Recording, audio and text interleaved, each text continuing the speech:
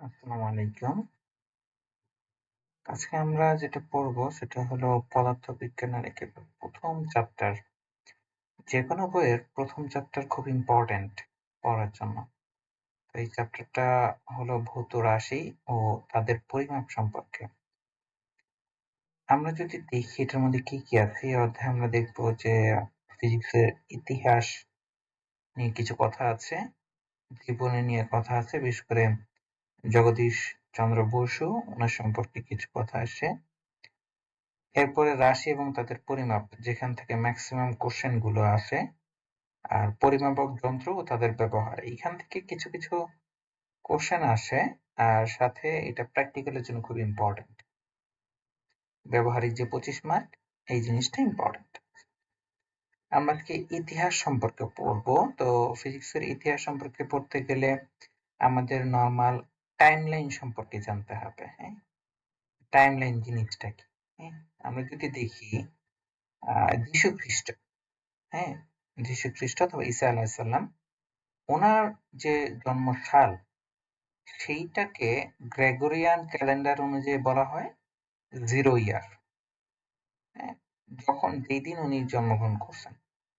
তো ওনার জন্মের আগের অংশটুকু বলা হয় বিফোর ক্রাইস্ট, বিসি, এবং পরের অংশটাকে বলা হয় আফটার ক্রাইস্ট অথবা অ্যানো ডোমিনি। এটা হলো একটা ল্যাটিন শব্দ, যেটার মানে হলো the birth of the Lord, লর্ডের জন্ম পরবর্তী সময়। তো আমরা বিফোর ক্রাইস্ট সম্পর্কে যদি বলি, তাহলে খ্রিস্টের জন্মের 1 বছর আগেকে বলা হয় 1 বিসি, মানে বিফোর ক্রাইস্ট। যদি 2 বছর আগে হয় তাহলে 2 বিসি। যদি 30 বছর আগে হয় তাহলে 30 বিসি। আর 200 ইয়ার্স ওল্ড যদি হয়, 200 বছর আগে যদি হয়, 200 বিসি। এইভাবে আমরা দেখি একেবারে জন্ম থেকে যতই দূরে যেতে থাকবে, যতই ইয়ে মানে পাস্টে যেতে থাকবে, ততই এই বিসি ইয়ারের সংখ্যা বাড়বে। এখন আমি যদি বলি 300 বড়, 300 বছর বড় না 500 বছর বড়, তখন কোশ্চেন আসবে এটা কি বিফোর ক্রাইস্ট নাকি অ্যানো ডোমিনি অথবা আফটার ক্রাইস্ট। যদি বিফোর ক্রাইস্ট হয় তাহলে 500 বিসি এবং 300 বিসির মধ্যে 500 বিসিটা হলো বেশি পুরাতন, 300 বিসিটা হলো আমাদের কাছাকাছি। হ্যাঁ, এখন ক্রাইস্টের জন্মের পরে যদি আমি দেখি, তাহলে ক্রাইস্টের জন্ম 1 বছর পর পর্যন্ত আমরা 1 এডি হিসেবে ধরি। আর 2 বছর যদি পার হয় 2 এডি হিসেবে ধরি। যদি 570 ইয়েতে হয়, সেক্ষেত্রে আমরা 570 খ্রিস্টাব্দ, আমরা এই দুইটা বাংলা শব্দ আছে, একটা হলো খ্রিস্টাব্দ, একটা হলো খ্রিস্টপূর্ব।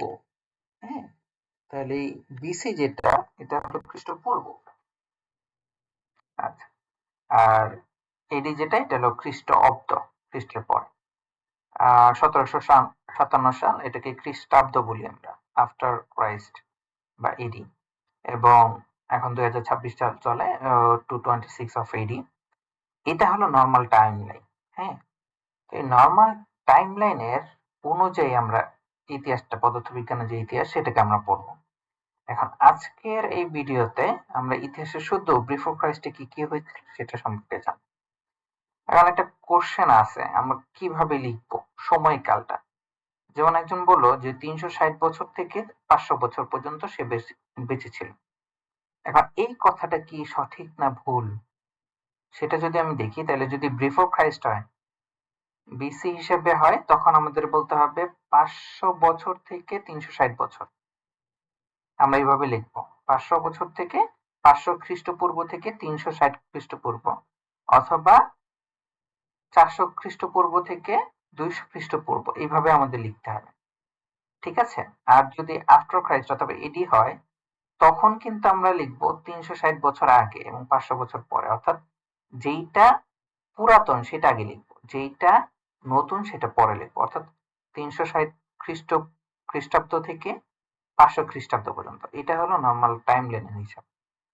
এখন ছোট করে যদি ইতিহাসটা বলি, আমরা ইতিহাস জানতে গেলে আমাদের একটা রেফারেন্স লাগে। হ্যাঁ, যেমন 2700 খ্রিস্টপূর্ব থেকে 1700 খ্রিস্টপূর্বের মধ্যে যে পিরামিড আমরা যেটা বলি, মিশরের পিরামিড, পিরামিড অফ গিজা, সেইটা স্থাপিত হয়, ধারণা করা হয়।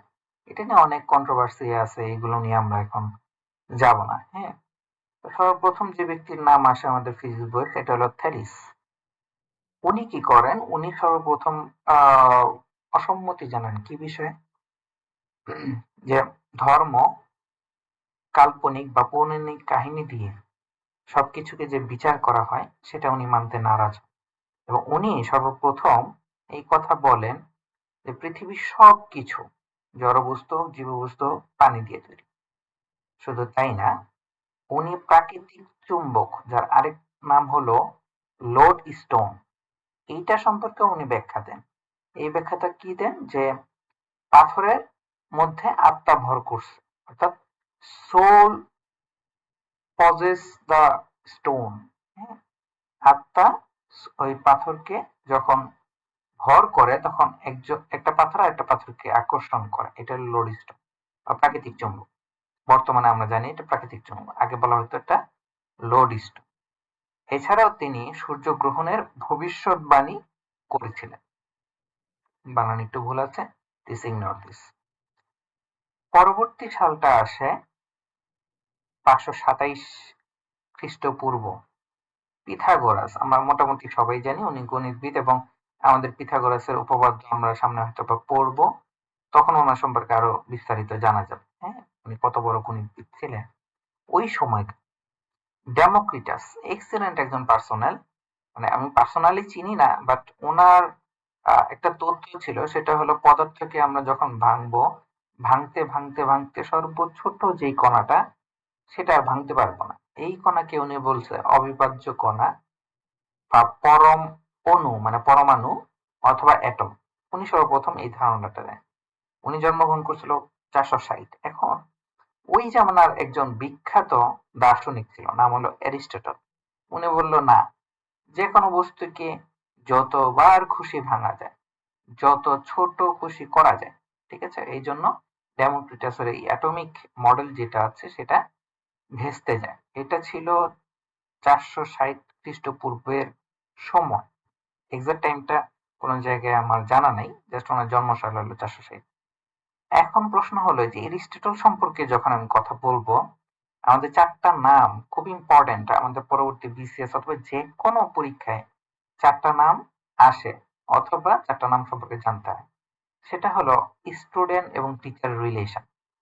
সক্রেটিস দার্শনিক, সবাই আমরা জানি। দেখেন, 470 খ্রিস্টপূর্বে তার জন্ম। ওনার প্রায় সমসাময়িক সময় কিন্তু ডেমোক্রিটাস হয়, এবং ডেমোক্রিটাস, সক্রেটিস এরা কিন্তু সব গ্রিসে ছিল। একজন আরেকজনকে মোটামুটি চিনত। সক্রেটিস এর স্টুডেন্ট ছিল প্লেটো, প্লেটোর স্টুডেন্ট ছিল এরিস্টটল। এরিস্টটল কিন্তু এই হিসাবে ডেমোক্রিটাসের নাতির সমান, কিন্তু তার ইনফ্লুয়েন্স ছিল অনেক বেশি, যার কারণে সে যেটা বলে সেটাই হয়, ডেমোক্রিটাস বাদ পড়ে যায় এই দিক থেকে। এরিস্টটলের ছাত্র ছিল আলেকজান্ডার দ্য গ্রেট। ওনাদের সম্পর্কে আমরা মোটামুটি সবাই জানি, ভবিষ্যতে আরো জানবো। পরবর্তীতে যে সালটা আছে সেটা হলো 310। আরিস্তারাক্স, উনি যেটা বলে সেটা হলো সৌরজগৎ সূর্যকেন্দ্রিক। 310 খ্রিস্টপূর্বে তৎকালীন সময়ে পৃথিবীকে ঘুরে সূর্য ঘুরবে, পৃথিবী কেন্দ্রিক সূর্য, সেটা ধারণাই সবাই দিত। কিন্তু ওই সময় উনি বলেন না, সৌরজগৎ সূর্য কেন্দ্রিক, অর্থাৎ সূর্যের চারিদিকে ঘুরে। এবং তার একজন অনুসারী ছিল, সেটা হলো সেলিউকাস। উনি যুক্ততর্ক দিয়ে প্রমাণ করেন, কিন্তু আশেপাশে যারা তৎকালীন দার্শনিক ছিল তারা কখনোই এটা মেনে নেন নাই। যার কারণে এই মডেলও, সৌরজগতের যে সূর্যকেন্দ্রিক মডেল, সেটা তারা বাতিল হিসেবে গণ্য করে। পরবর্তীতে আছে আর্কিমিডিস। 287 খ্রিস্টপূর্বে তার জন্ম, বাট ওনার সম্পর্কে অনেক কথাবার্তা আছে, অনেক ভিডিও আছে। ওনাকে, এই যে একটা শব্দ আছে নাম হলো প্লবন, ফিজিক্সের খুব ইম্পর্টেন্ট একটা ঘনত্বের উপর নির্ভর করে আমাদের বস্তুর ওজন মাপা, হ্যাঁ, বা বস্তুর ঘনত্ব দেখে বস্তুটা কি খাঁটি না ভেজাল, সেইটা প্রমাণ করার জন্য যে তথ্যটা উনি দেন সেটার নাম হলো প্লবন। শব্দটা হলো প্লবন, কখনোই প্লাবন বলবো না। প্লাবন মানে হলো বন্যা, প্লাবন হবে না, এটা প্লবন হবে। অনেকে প্লাবন লিখে দিলেই শেষ। আরেকটা জিনিস উনি করে, প্লবন আবিষ্কার করে উনি, ব্যাখ্যা করে। আর এর সাথে উনি তখন তো অনেক যুদ্ধ বিগ্রহ হতো, সবাই আমরা জানি। তো গলীয় দর্পণ দিয়ে উনি আগুন জ্বালাইতে সাহায্য করে। হ্যাঁ, গলীয় দর্পণ দিয়ে একটা ফোকাসিং পয়েন্টে সূর্য রশ্মি অথবা অন্যান্য আলো ব্যবহার করে আগুন জ্বালানোর ব্যবস্থা পান আর্কিমিডিস। সর্বশেষ খ্রিস্টপূর্বের দিকে বলি, তাহলে ইরাটোস্থিনিস, হ্যাঁ, উনি যেটা করে, উনি সর্বপ্রথম পৃথিবীর ব্যাসার্ধ বের করেন। কারণ ব্যাসার্ধ কি জিনিস আমরা মোটামুটি সবাই জানি। আর একটু ছোট করে বলি, এই যে যদি ব্যাসার্ধ হিসেব করি, এইটা একটা বৃত্ত। হ্যাঁ, বৃত্তের এই চারিপাশটাকে যেই কালো দাগটা দেখা যাচ্ছে, এটাকে বলা হয় পেরিফেরি। হ্যাঁ, বা পেরিফেরি বলা হয়। তো এইখানের বৃত্তের যে কেন্দ্র আছে, কেন্দ্র দিয়ে যদি দুইটা রেখাকে, বৃত্তের যে কোনো দুইটা বিন্দুকে যদি যোগ করা হয়, ওই যোগ করার ফলে যে সরল রেখাটা হয়, লাল যে দাগটা দেখা যাচ্ছে, এটাকে বলা হয় ব্যাস। এখন ব্যাসার্ধ কি জিনিস? ব্যাসের অর্ধেক, অর্থাৎ এই অংশটুকু। পৃথিবী এত বিশাল, এতই বিশাল যে আমরা তো পৃথিবী কেটে এইভাবে দেখা তৎকালীন সময় সেই 276 খ্রিস্টপূর্বে এটা বের করা প্রায় অসম্ভবের মতো জিনিস ছিল। এরপরও উনি এই ব্যাসার্ধটা তৎকালীন সময়ে বের করেন। তো মোটামুটি এই ছিল খ্রিস্টের জন্মের আগে যে ফিজিক্সের অবস্থা। ধন্যবাদ আপনাদের সকলকে। আমরা পরবর্তী হয়তো বা ভিডিওতে এই পরবর্তী অংশ দেখব। ধন্যবাদ।